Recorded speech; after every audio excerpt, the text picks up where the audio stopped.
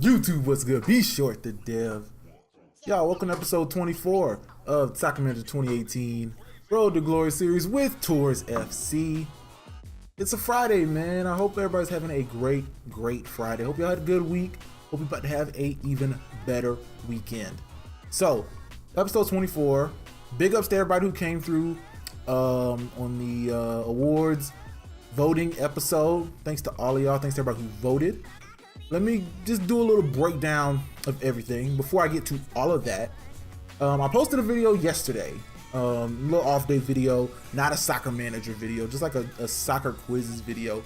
And I just want you guys to let me know what you thought about that video. If you haven't checked it out, go check it out. I'd really appreciate it.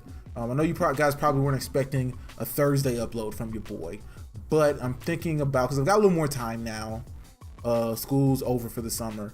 I might try to get on a little bit of a daily grind, or at least, give you something other than Soccer Manager during the week. So let me know what you thought about that.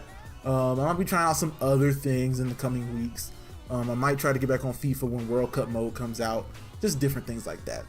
Now, to give you a little format of this episode, I'm going to do some housekeeping first. I'm going to do the results of the awards, and then I'm going to get into the transfer section of the episode. So first, the housekeeping stuff. If you don't want to listen to this, if you want to skip ahead, because I'm not sure how long this is going to take, if you want to just jump to the awards, then I'm going to put a time here. Actually, I'm going to put a time code in the comments so you can just jump ahead past the housekeeping bit if it's boring. All this is going to be is me talking to you guys about some comments that I've gotten, and I didn't want you to feel like I was ignoring them, and I wanted to address them in a video so I didn't get the comments in the future.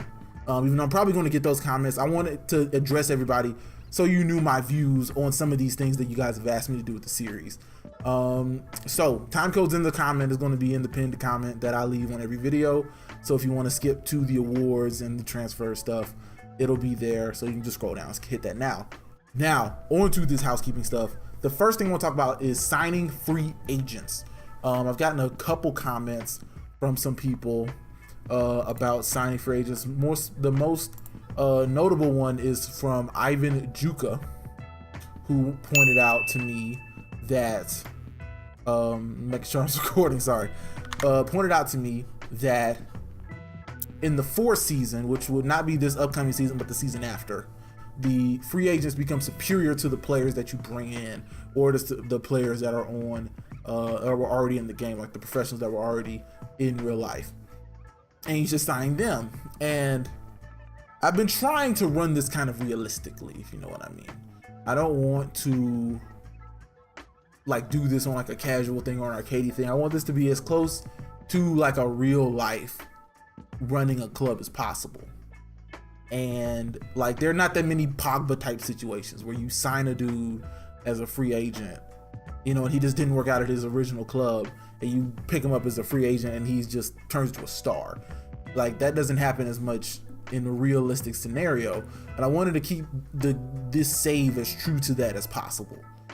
But I understand that like teams do sign free agents and sometimes it does work out. So I want to leave this up to you guys. Like, after you hearing me how I feel about free agents, I'm thinking about opening it up to just signing one a year, just to keep it kind of realistic, because I want to eventually build this team into the kind of squad where we get youth players and bring them up, and they're the bench, they're the players that we use to fill out the roster, and eventually even hopefully get some of them into the squad to be the stars of the future, as opposed to signing the players and letting them come in and being the man of the future. I don't want to have that kind of team develop here, because I feel like that's kind of like a glitch in the game. Like, that's taking advantage of a mechanic that's flawed within the game, as opposed to playing the game.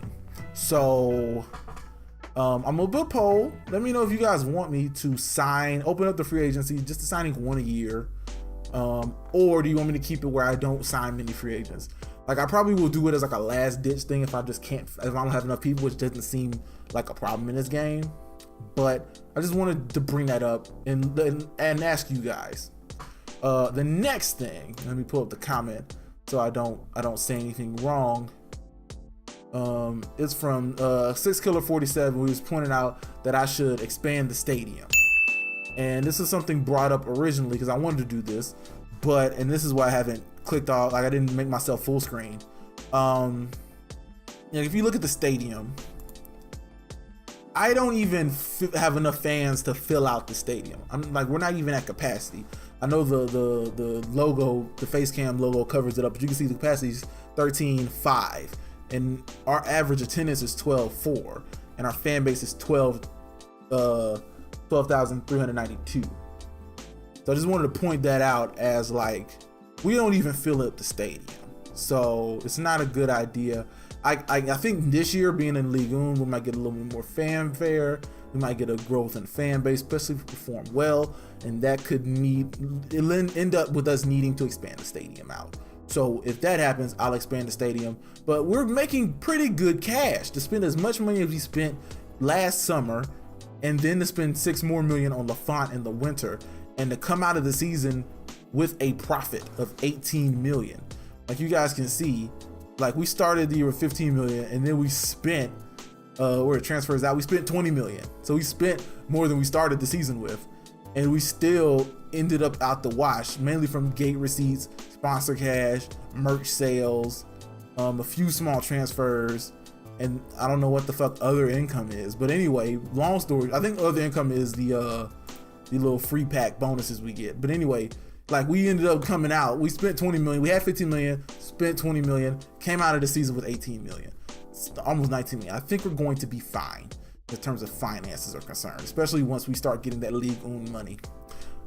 Now, the last housekeeping thing is talking about spotlight players, because let me find the comment. David pointed out that, sign spotlight players, whatever. I don't want to do this. I want to address this right now. This is such a wild concept to me. Like I said, I'm trying to do this legit, trying to do this realistic. The fact that I could just cop a 25-year-old, 72 rated defensive mid player for 250 coins is just like, I can't do that. Like, I feel like that breaks the game. So like, I know it's been suggested, props to you for the suggestion, dude, but like, that is too unrealistic for me to even think to do. So I just wanted to make it clear that I'm not going to do that. So hopefully you guys don't ask me to do spotlight players. I also know Kevin Yarborough also said spend the coins on players, and I just don't want to do that. I would rather spend the coins either on cash injection or points, and I really kind of lean towards points, because 500 for barely 2 million is not a good value, as opposed to 400, which I actually currently have right now, for 5 club points, which buys you almost basically a level in like everything. Like, I think 5 club points get you a level, like a new unlock level in every single spot. So for 400 coins, that unlock level is legit. So I just wanted to clear all that up and answer those points that people have pointed out in the game, or in the comments. All right, guys, welcome back if you did skip forward. And to those who have been sticking with me, thanks for sticking with me through the housekeeping. Now it is time to award the fan votes player of the season, and also me to talk about who I would have chosen for each position. Now, the first one, and also I want to point out there were no need for runoffs or anything like that. Almost every single vote was a landslide. The first vote is the defender of the season, and the winner, overwhelmingly with 72% of the votes, is Joe Gomez. That's the fans' pick. Dupe also picked up a clean 27%. No votes for LaFont, no votes for Nelson Monte. Now, because defense is really kind of not really as much of a stats-driven kind of thing as the other parts, is more of like a popularity thing, or like a what do you think kind of thing, because we don't see a lot of defensive highlights other than keepers making or missing saves. I actually think Monte is the defensive player of the year, just because watching the games, we generally performed worse when I took him out. Like the loss, I'm pretty sure that was the game I took him out and didn't play him at all, or I played him at the very end, and that was the only game we lost, was the game where I didn't play him. Like the game where I didn't play Nelson Monte is the game we lose. So like going off of that, and also just because I've been able to take Gomez out, we've been able to replace Dupe with LaFont. Like Dupe and LaFont are essentially interchangeable at this point until LaFont grows in skill level. Like Monte to me was the defensive player of the year, but I understand why Joe Gomez won because he did have the better stats and like he's the better rated defender, and it's kind of like a popularity thing. Like, you know, I like them both.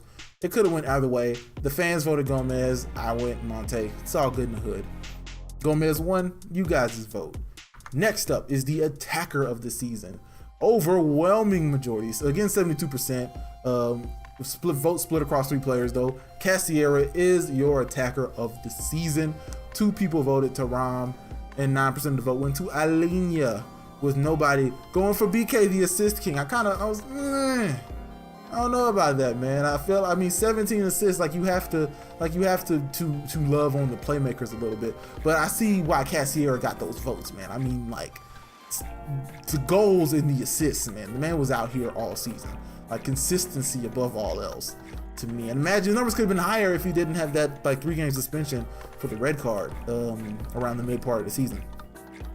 So I totally understand. Cassiera is the attacker of the season. Next up, the signing of the season. One of the bigger gaps here, Alenia, 81% of the vote. 1 vote apiece for LaFont and Jonathan Silva. No votes for Almeida and Gomez, which I think is kind of wild that Gomez, far and away one defender of the season, no votes on signing of the season. I thought that was kind of funny. Alenia though, 81% of the vote. He was a very good value. Like, he's been the best performer on a value basis. Like, for what he cost, he's done very well for the team. Like, especially when I switched him into the attacking midfielder role, he worked out very well for the boys. Next up, sub of the season, and Berganu won with 81%. 1 vote Didion, 1 vote for Mackie Tall. Nobody voting for Florian McKedju. Also, I didn't even say whom I voted for. Attacker of the season, I would have went Cassiera as well. Signing of the season, I would have said Alenia as well for the value. 12th man of the season, Berganu.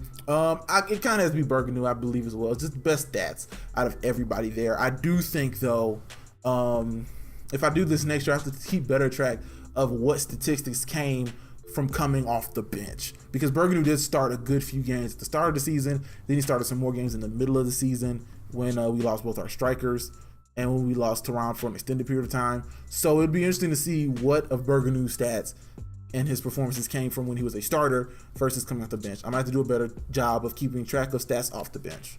But I agree, Berganu was the sub of the season. He was the most reliable player I could bring in off the bench. So, and lastly, the closest one in terms of percentages.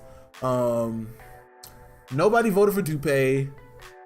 1 person voted for Mayoro Ndoye. 3 people voted for Ronaldo Vieira. Only 7, the 63%, voted for Cassiera, who is the player of the season.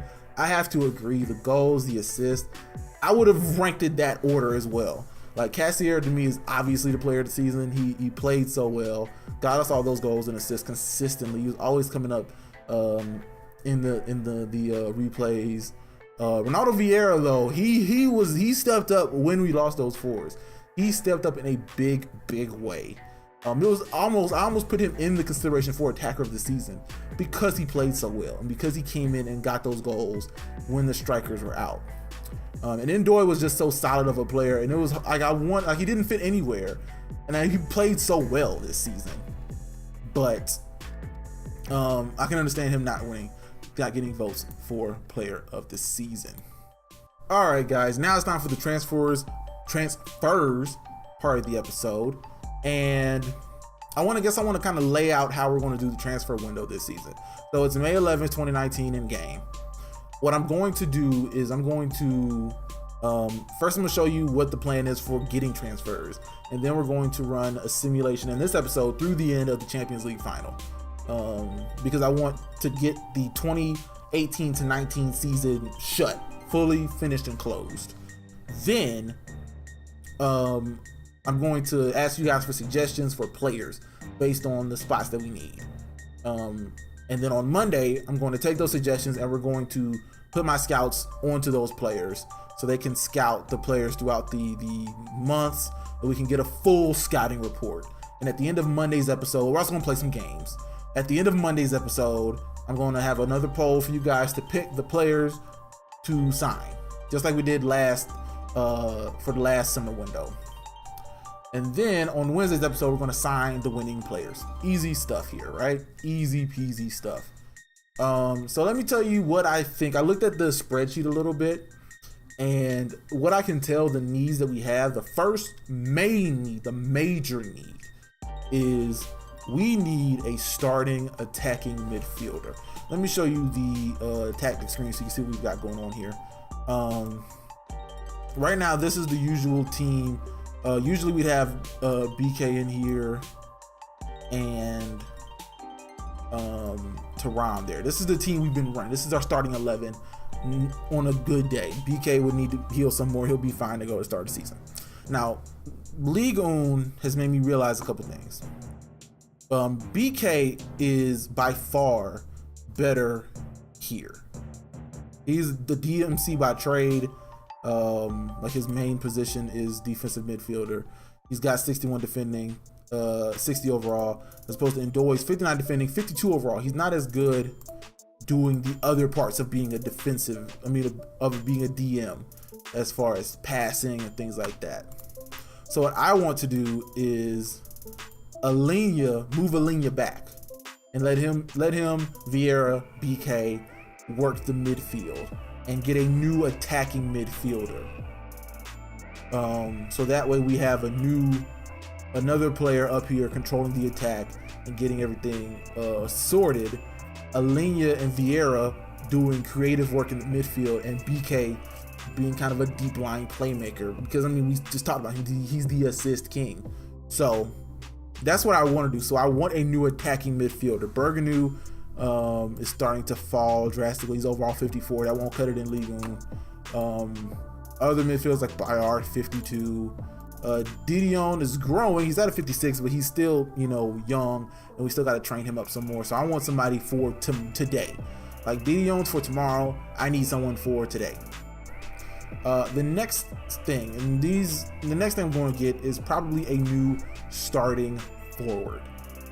So that way not even because I want to replace Cassier or Thuram, for rotation purposes throughout this season. I want to be able to swap them out, and also for injury purposes, because when we lost Thuram for 2.5 months, it was really like a what do we do situation, and I don't want any more of those.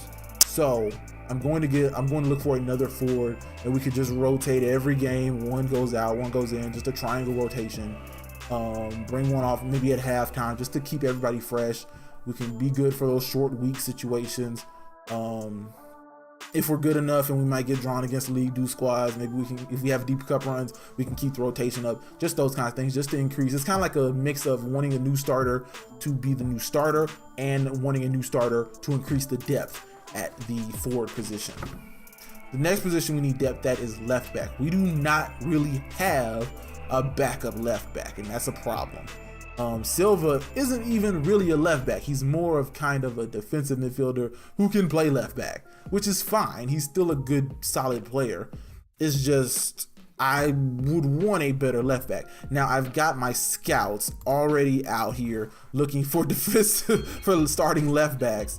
And they're going to come back after 1 day of simulation. And I'm not going to show you guys scout report. I'm just going to look through and find the best players and put them in the short list, which I'll show you in a second. But I'm going to need a new starting. I want a starting left back so I can free Silva up to be a better substitution, because you see he can sub anywhere in the midfield and anywhere across the defensive line. That's generally what orange means, is that they can play there. It might not be the best idea, but he can play there. And he's got the skill set. You see he's 55 passing, 52 shooting, 60 tackling. So he can play basically anywhere. I'd probably play him anywhere across the defense and midfield. But he can come in as that kind of super sub that I like to play. I like to have a versatile sub like that. He's got 53 attacking rating, which is higher than Ronaldo Vieira. And Ronaldo Vieira was one of the best attackers we had all season. That's just that kind of presence that I could put anywhere on the pitch when I want him to. So I would like a better left back. And also I can bring Silva in as a rotational left back. just positives. He's almost be like the Fabian Delph role that the Fabian Delph is doing at Man City. He's a midfielder. He can play left back. That kind of versatile player. The last spot where we need some depth is center midfield. We've got Vieira and Alina, who are just choice options, but we've got no one else behind them. Like, everyone else behind them is an attacking mid. Even on the bench, we've got like a defensive mid and Mikeju, who can kind of play there, but he is not who you want to bring off the bench in Ligue. So I want to get another option to rotate in with the center midfield, just to have another center midfield rotation option, and just in case of injury. So those are going to be the players I'm looking for. Now I want to show you the short list before we send any more forward. The short list is here. So the players I brought in, and I've read all the comments with players since the winter window. So I've added in Sessegnon, I've added in Oriol Busquets, I've added in and Sessegnon's been scouted, so I've got the scouting report on Sessegnon. So when it's time to compare, I don't need to scout Sessegnon. I don't need to scout Oriol Busquets. Max Meyer, got him fully scouted. I've got some players from before, like Damian Suarez, who I might bring in he's a right back, just as a player, because he's 31. So I can bring him in for a couple years, get the last few good years out of him, and then he can move on. Ruben Neves was suggested, Gabriel Barbosa was suggested, Joseph Martinez, who I should have thought, I just didn't want to be that guy to raid my favorite club because I am an AU fan. I didn't want to raid the 5 stripes of all their best players and bring them to my team. But Joseph Martinez is another player. I'm going to scout him once my scouts get free. Barbosa has been fully scouted. So I've got those players. I think Neves was suggested and he's been fully scouted. And then I got some players like Talisca. I saw him on a scouting report. Van Amersfoort. So those guys are going to get scouted. They're attacking midfield options. Then we've got Ramselaar, who's on here. Oliver Torres is one option. Martin Odegaard was suggested in the comments.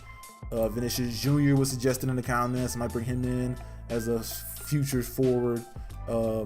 Another player I got off of one of my scouting missions was Moise Kean.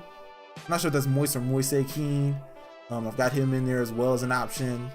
And then I also ended up getting Gil Diaz. So I've got a few shortlist options now. But in the comments, suggest your players for all the positions. Suggest your starting attacking mids. Suggest your starting forwards. And your center mids, and like your center mid options who are like players who could be good in the future. And your left back options who could be good in the future. Or your starting left backs as well. I think starting left backs also. So now what I'm going to do is send them to the Champions League final, and I'm going to get those scouts out there. I'm going to have my scouts scouting for attacking mids, just so I have the most options possible, but still drop your suggestions in the comments. So that way we'll have a full list, and I can look at, like, I have players, look, I stumbled on words. I'll have players at every price point, you know what I mean? Because we have 18 million, and I just played 4 positions, 2 of which I want a starting quality player, and the third where I want kind of a starting quality player. So I need to have, have money to spread amongst those positions. So I want to have a variety of players who can fit different play types. So I'll see you guys when I know who wins the Champions League. All right, y'all, Champions League, and Barcelona over Chelsea and Liverpool over Roma. So I want to point this out. English teams are doing pretty well in this save. I think last year the English teams made it towards the end as well, and this year, Liverpool won the Europa League, but Chelsea losing the Champions League to Barcelona. Roma also making it to the Europa League final. Interesting things. Barcelona at the Estadio de Luz, and Roma losing to Liverpool. All right, awesome. So guys, a lot of things happened in this video. Suggest your players, starting level attacking midfielders, starting level left back, starting level center forwards, middle level midfielders, center midfielders, Also, if you watch the housekeeping, vote in the poll about what do you want me to do for signing free agents. And the last thing, if you made it to the end here, I do want to, I guess, ask you guys, what should I spend my club points on? Because I got 4 of them, and that can unlock, I believe, a new training drill. Yeah, we can unlock new training drills. Or can we do anything with stadium capacity? We can boost the revenue a little bit. That's an option. Can I do anything with scouting? I can do some things in scouting. I can actually get multiple positions and several player attributes, which would be good. Or I can just get faster reports. And can I do anything with the youth academy? I cannot. I need another point for that. So I won't worry about the youth academy for right now. But let me know what you think I should spend those club points on. And if I should go ahead and spring for the 5 more to do some more damage in the facilities upgrades. Anyway, guys, if you made it this far in the video, you like something going on here, hit that like button. I would much appreciate that. Also, if you do right here, subscribe to the channel. And if you are a current subscriber, thank you so much for being here and watching through the video. With all that said, guys, thank you so much. We've made it to the end of episode 24. Ligue next week. Woo, I'm excited. Anyway, guys, I will talk to y'all later. Hope you guys have a great weekend. I will see y'all on Monday. Peace.